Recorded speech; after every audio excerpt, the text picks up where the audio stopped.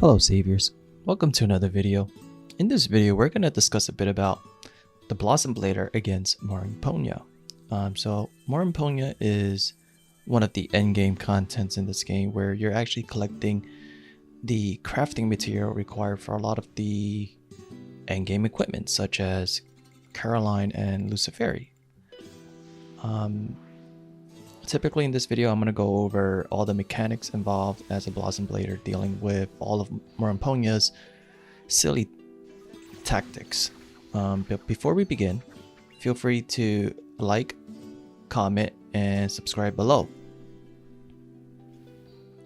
Alright, so Moringponia is a pretty simple once you get the mechanics down, and I wouldn't say I'm perfect myself when it comes to this.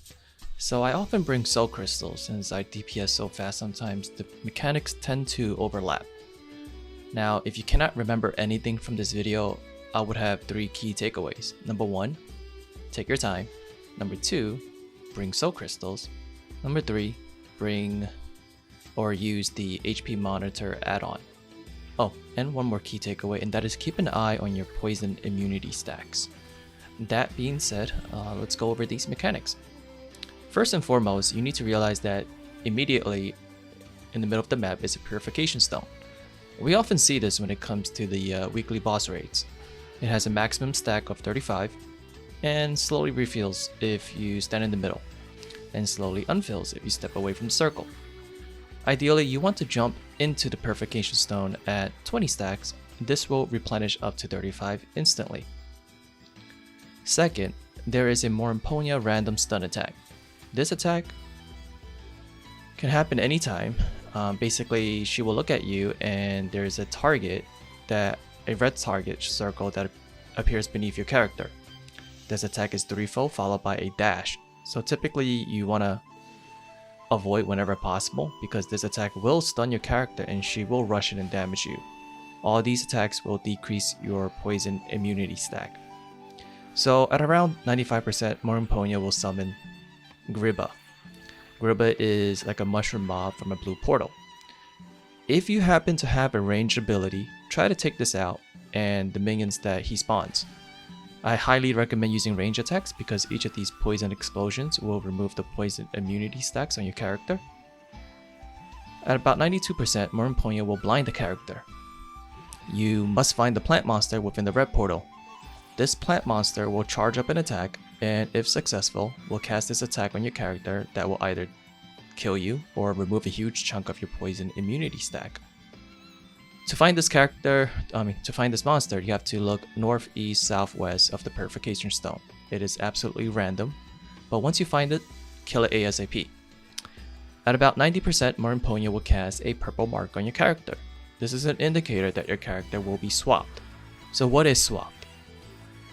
Moringponia will teleport you to a deadly AoE circle. The only way to get out of this is using a mobility skill such as teleport or dash or flash for Blossom Blader. Right after the first swap will be raise. What is raise? Well, this mechanic will cause Moringponia to lift your character and slam you to the ground. To avoid this, step on the right side of the purification stone and be ready to stand on one of the panels that prevent Moringponia from raising you.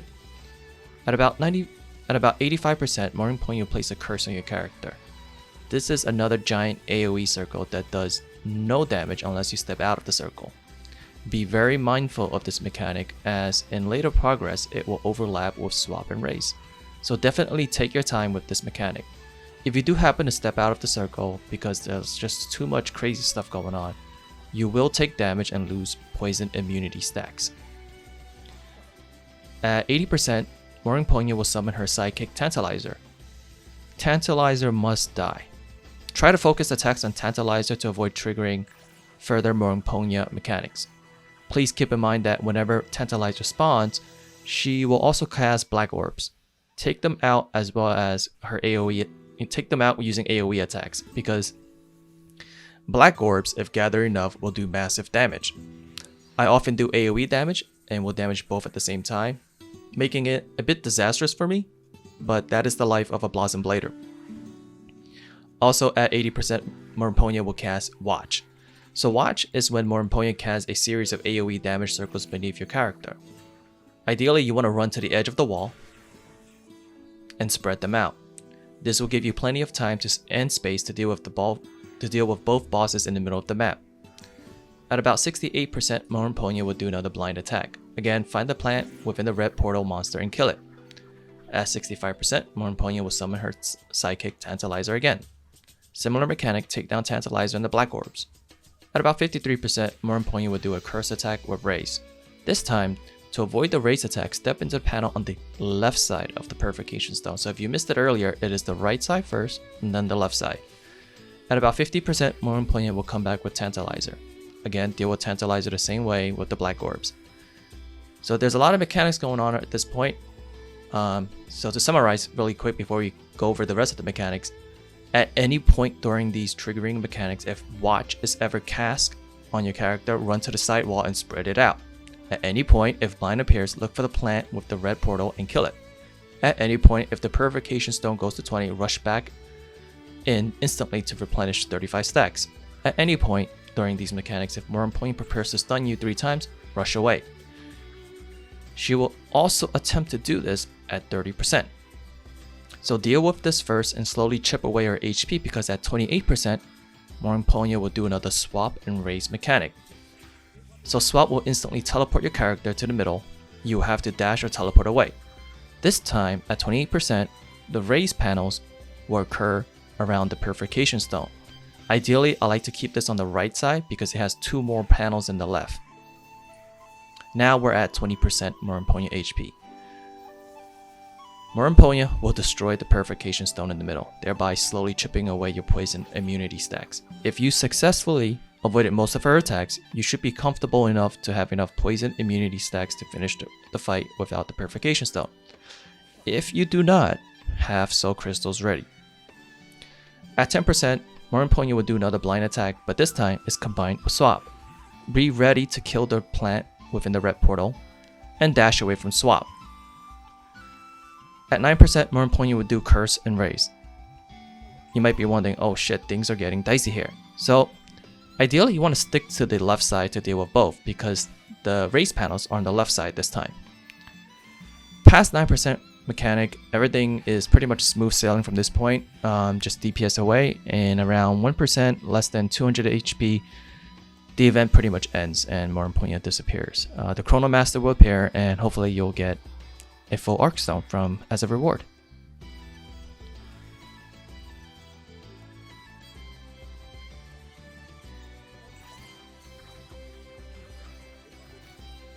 So here she casts this watch on me, and I'm trying to dash away to this right side, and she swats me instantly. Unfortunately, I'm stepping on one of the watches and it's taking away my HP. But typically with watch, you want to run to the side, and then after swap is raised, you want to step on the panels, which I said earlier is on the right side. And she follows up with a stun attack, which is triple fold. I successfully avoided that and was able to step on the side panel to avoid the raise attack. She does this triple stun again and avoid that, and I did a range attack on the mini Gribas to avoid the poison immunity debuffs. As I chip away her HP, you notice that the Purification Stone is heading towards 20. You want to stand and be ready to dash right back in to replenish instantly to 35. Triple stun attack again, I'm running away. Purification Stone is definitely down to 19 now, and I'm making my way back to instant replenish to 35. What you'll see is, at this point, at 20%, she destroys the Purification Stone, and she casts his curse, which I stepped out stupidly, along with watch, and I'm trying to dash away, and I completely missed the raise. So as you see here, it gets really dicey. Definitely have soul crystals ready if you're not ready to deal with all these crazy mechanics at the same time. Griba has spawned, and as I killed it, mini Gribas appeared, and I'm trying to destroy it. And she does a triple stun attack, which I successfully avoided. So again, the mini Gribas will explode poison stacks immunity debuffs. That will take away your immunity stacks. Same thing with the meteor attack. And as I'm slowly chipping away the best I can, another Griba spawns. This time there's no blue portal, and then she casts his watch, and I'm looking for and swap, and I'm trying to find this plant monster with the red portal. And as I did find it, she casts a triple stun attack, which successfully stuns me, and now she's gonna dash in it and try to kill me. So this takes away a chunk of my HP, and I'm trying my best to take away the plant monster, which will further damage me.